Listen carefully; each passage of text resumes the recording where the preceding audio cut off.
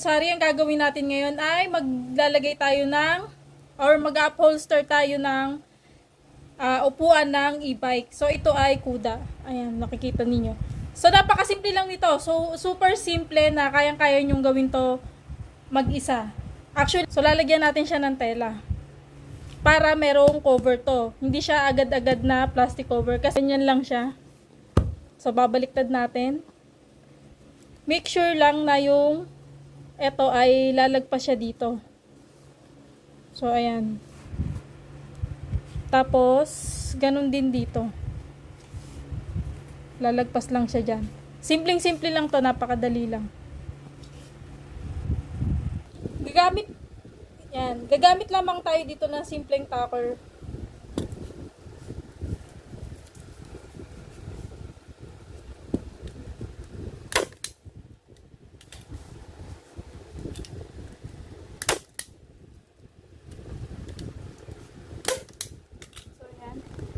Tapos dito tayo sa kabila.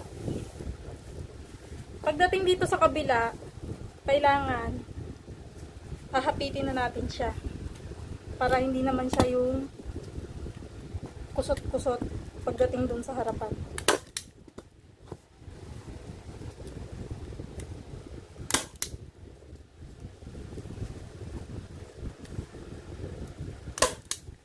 So, ito naman sa kabila. Atakin na rin natin siya.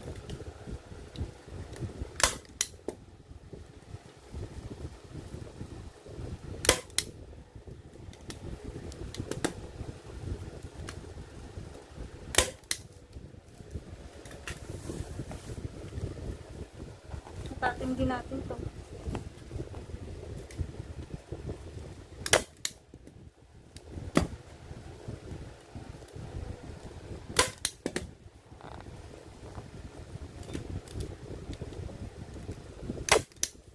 Nakikita nyo tong kanto na to. Yan. Gagathered nyo lang siya.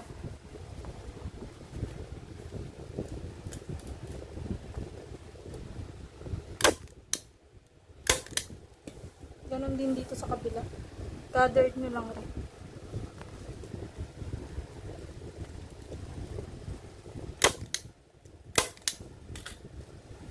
Ganon din dito.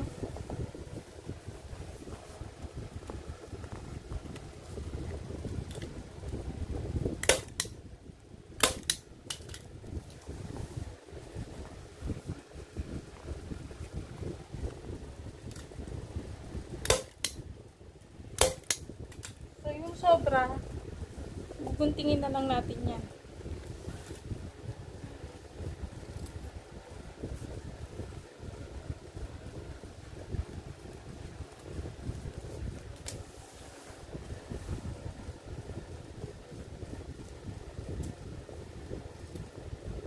Ganun din dito.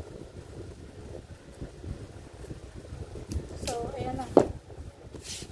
Ganun lang siya, kasimple. Ganun din sa kabila. So ngayon naman, maglalagay na tayo ng plastic cover. So dito, ang number lang ng plastic cover na ginamit ko is number 16. Tsaka ito rin yung ina-advise ng mga nag-upholster din kasi para daw hindi siya maglukot. So number 16 lamang po ito. Depende na rin sa inyo kung ano pong gusto ninyo. Pero ito po, makapal-kapal na rin to. Tamang-tama lang siya talaga sa pag-upholster. So, same process rin po ang gagawin natin.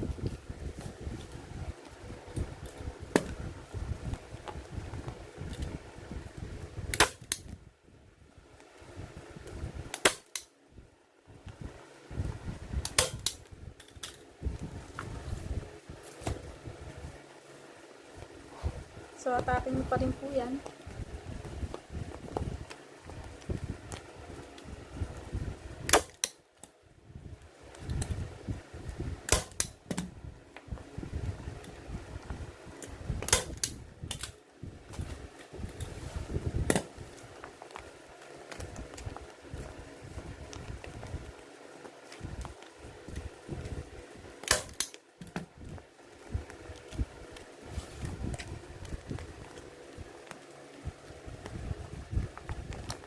So, ayusin nyo lang po yung tong gilid.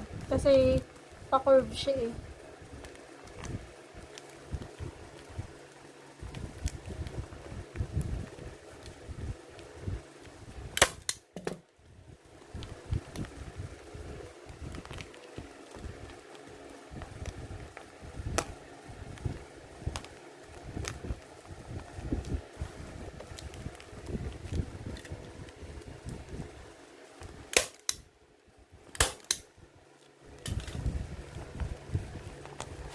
Same pa rin dito sa kabila.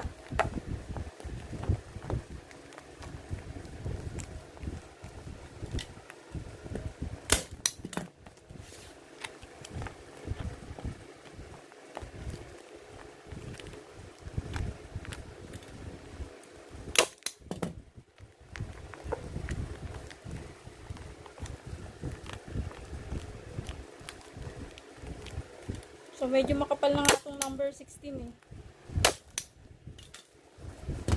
Yung iba mas manipis pa dito ang gamit.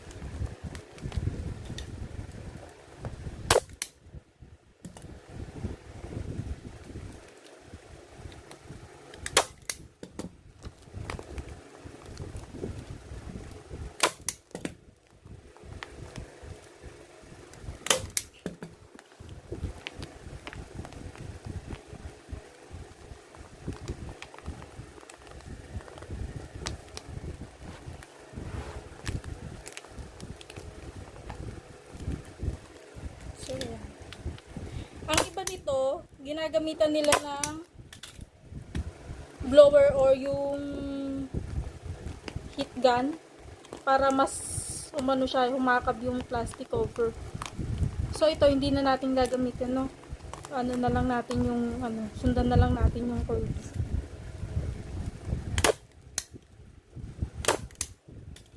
So, tanggalin na natin yung excess.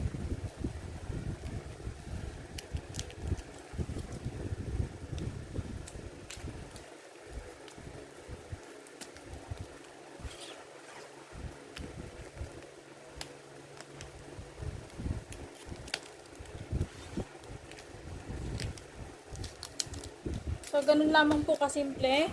Ayan, ito na yung kanyang kabila. Charan! Ayan po.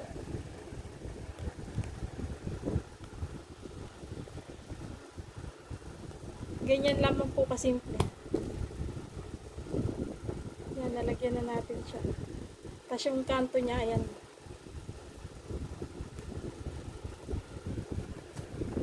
So, maraming salamat po mga kasamot-sari. Ganun lamang po ang kasimpleng paglalagay po ng upholster or pagbabalat ng inyong mga upuan or sandalan ng e-bike. So, ganun din naman po sa mga tricycle, mga upuan ng tricycle.